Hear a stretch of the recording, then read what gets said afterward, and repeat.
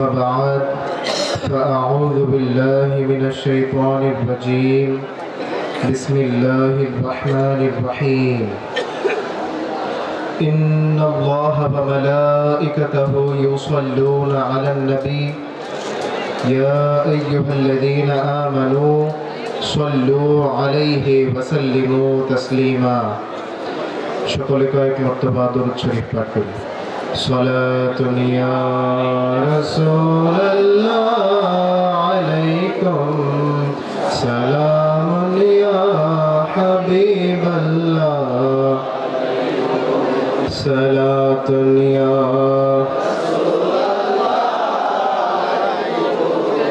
سلام يا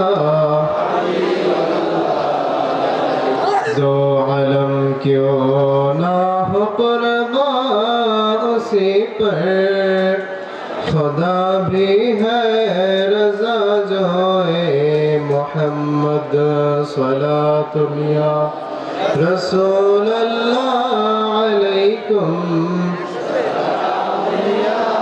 حبیب اللہ علیکم صلاۃ یا سلام یا اصل ایمان روح قرآن مغز دین ہست حب رحمت للعالمین صلاۃ یا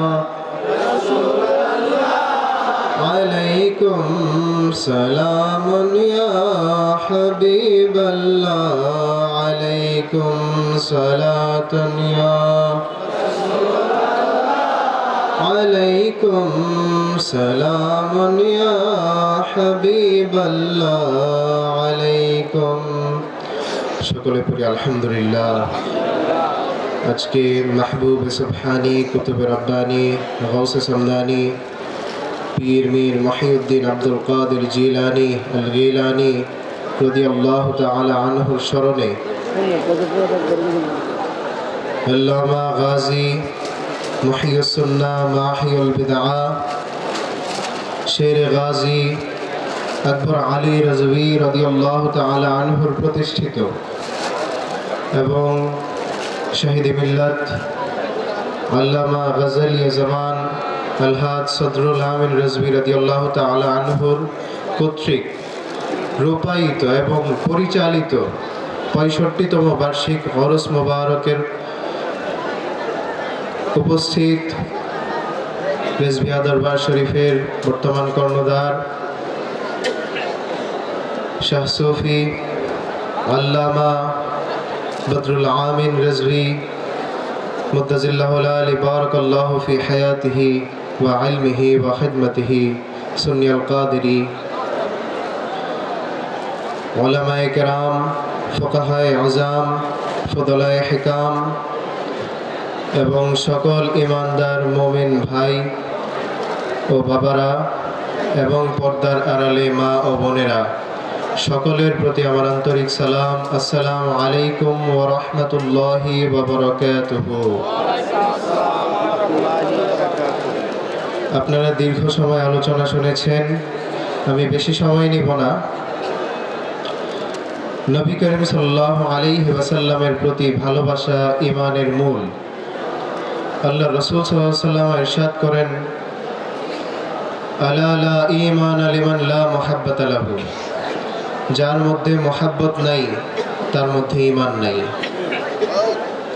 আল্লাহ রাসূল সাল্লাল্লাহু আলাইহি ওয়াসাল্লাম আরো ইরশাদ করছেন, লা ইউমিনু আহাদুকুম হাত্তা আকুনা আহাব্বা ইলাইহি মিন ওয়ালিদিহি ওয়া ওয়ালাদিহি ওয়ান নাসি আজমাইন।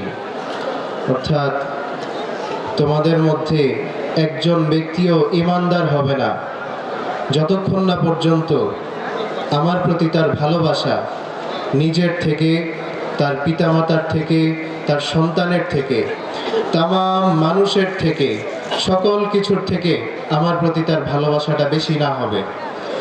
সুবহানাল্লাহ বলবেন না? আমরা কি আল্লাহ রাসূলকে ভালোবাসি কি বাসি না? রেজভী বাবা আমাদেরকে এই শিক্ষা দিয়েছেন, আল্লাহ রাসূলকে ভালোবাসাই ঈমানের মূল, ঠিক কি না? আল্লাহ রাসূল সাল্লাল্লাহু আলাইহি ওয়াসাল্লামকে আমরা আমাদের নিজের থেকেও বেশি ভালোবাসি। আমাদের আলোচনার মূল বিষয়বস্তু হচ্ছে গাউসে পাক রাদিয়াল্লাহু তাআলা আনহু। আম্বিয়ায়ে কেরামের মধ্যে আল্লাহ কাউসার দিয়েছেন আল্লাহর নবী হযরত মুহাম্মদ মুস্তাফা সাল্লাল্লাহু আলাইহি ওয়াসাল্লামকে, আর ওলিকুলের মধ্যে আল্লাহ কাউসার দিয়েছেন গাউসে পাক বড় পীর আব্দুল কাদের জিলানী রাদিয়াল্লাহু তাআলা আনহুকে। জোরে বলেন না সুবহানাল্লাহ। কিভাবে? তাফসীরে রুহুল বয়ানের 15 পারার মধ্যে লেখক বর্ণনা করেছেন, জান্নাতীদের কাতার হবে ময়দানে মাহশারে, জান্নাতীদের কাতার হবে 120 কাতার। কয় কাতার?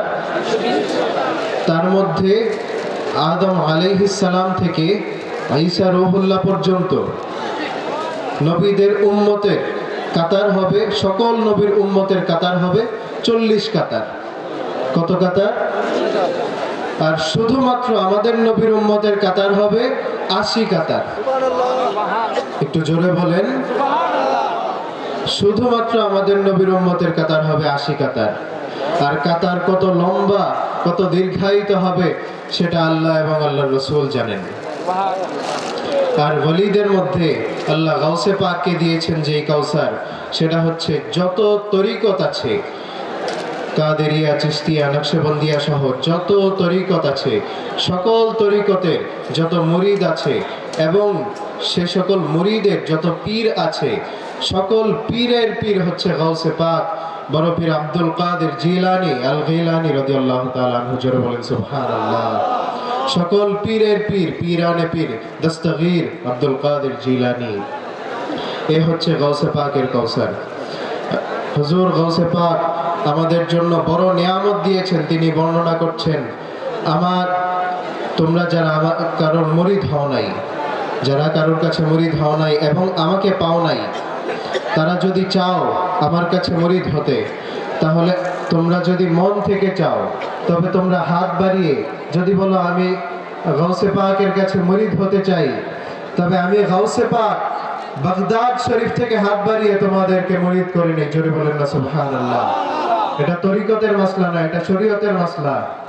যেমন আপনারা একটা ছেলে এবং এক পুরুষ এবং মহিলা একজন আরেকজনের জন্য হারাম, একজনকে দেখা হারাম, ছোঁয়া হারাম, কথা বলা থেকে বিরত থাকা। কিন্তু যখন স্বামী বলে, ছেলে বলে আমি স্ত্রী হিসেবে কবুল করলাম এবং স্ত্রী বলে আমি আপনাকে স্বামী হিসেবে কবুল করলাম, তখন একে অপরের উভয়ের জন্য হালাল হয়ে যায়। হালাল হয়ে যায় কিনা? এই ওয়াদার মাধ্যমে যদি স্বামী স্ত্রী হালাল হতে পারে, গাউসে পাক নিজের মুরিদ, গাউসে পাক সকলকে মুরিদও করতে পারে। এই ক্ষমতা দিয়েছেন আল্লাহ। জোরে বলেন না সুবহানাল্লাহ। আল্লাহ পাক গাউসে পাককে এই ক্ষমতা দিয়ে দিয়েছেন। গাউসে পাক বড় পীর আব্দুল কাদের জিলানী বলছেন, সকল পীরের উপরে, সকল মাশায়েখের উপরে আমার কদম। জোরে বলেন না সুবহানাল্লাহ। আল্লামা রিজভী বাবা আমাদেরকে সেই শিক্ষা দিয়েছেন, গাউসে পাকের ইতাআত করতে হবে। বিশেষ করে আল্লাহ রাসূল সাল্লাল্লাহু আলাইহি ওয়াসাল্লামের ইতাআতের বিকল্প নেই। আল্লাহ ইরশাদ করছেন, কুল ইন কুনতুম তুহিব্বুনাল্লাহ ফাত্তাবিউনি ওয়া ইউহিব্বুকুমুল্লাহ। অর্থাৎ হাবিব আপনি বলে দিন, যদি তোমরা আল্লাহকে ভালোবাসো, আমাকে ভালোবাসো, তবে তোমরা আল্লাহ রাসূলের আনুগত্য করো, ইত্তেবা করো। জোরে বলেন না সুবহানাল্লাহ। এর ফল কি হবে?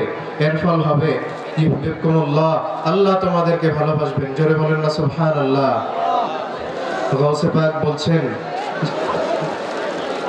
যে আমার যারা মুরিদ আছে সকলকে আমি জান্নাতে নিয়ে যাব। জোরে বলেন না সুবহানাল্লাহ।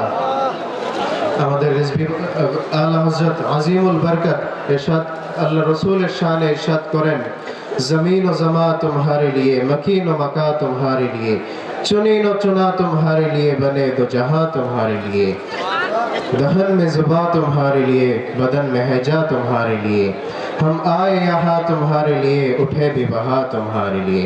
জোরে বলেন না সুবহানাল্লাহ। আরেকটি বিষয় বলি, বদর যুদ্ধের কথা আপনারা শুনেছেন। সেই যুদ্ধ থেকে যখন আল্লাহ তার ওলিদেরকে কোন কোন নবীর তা হাতে কদম দেন, এটা তরিকতের মাসলা, আপনারা একটু গভীর মনোযোগ দিবেন। আল্লাহ তার ওলিদেরকে নবীদের তা হাতে কদম দেন। আপনারা বুঝেন, বদর যুদ্ধ থেকে কিছু কিছু মানুষ তারা আটক হয়েছিল, তাদেরকে আসিরানে বদর বলা হয়। কি বলা হয়? আসিরানে বদর। তো আল্লাহ রাসূল সাল্লাল্লাহু আলাইহি ওয়াসাল্লাম তাদের ব্যাপারে নিজে কোনো ফয়সালা নেন নাই, বরং সাহাবাদের সাথে পরামর্শ করেছেন, মাশওয়ারা করেছেন। তো একে একে সাহাবীদের যখন পরামর্শ নিতে লাগলেন, সিদ্দিকে আকবরকে প্রশ্ন করা হলো যে তাদের কি করা যায়। তো সিদ্দিকে আকবর বললেন যে ইয়া রাসূলুল্লাহ, তাদের জন্য আপনি ফিদিয়া নির্ধারণ করেন। তারা ফিদিয়া দিয়ে যখন ছাড়া পেয়ে যাবে, তখন তারা ইসলামের প্রতি আকৃষ্ট হবে, আপনার প্রতি আকৃষ্ট হবে। আপনার প্রতি আকৃষ্ট হয়ে তারা ইসলাম কবুল করবে। জোরে বলেন না সুবহানাল্লাহ? আর একটু জোরে বলেন সুবহানাল্লাহ। এরপরে ফারুক আজমকে জিজ্ঞাসা করা হলো, হে ফারুক আজম, তুমি কি ফয়সালা দাও?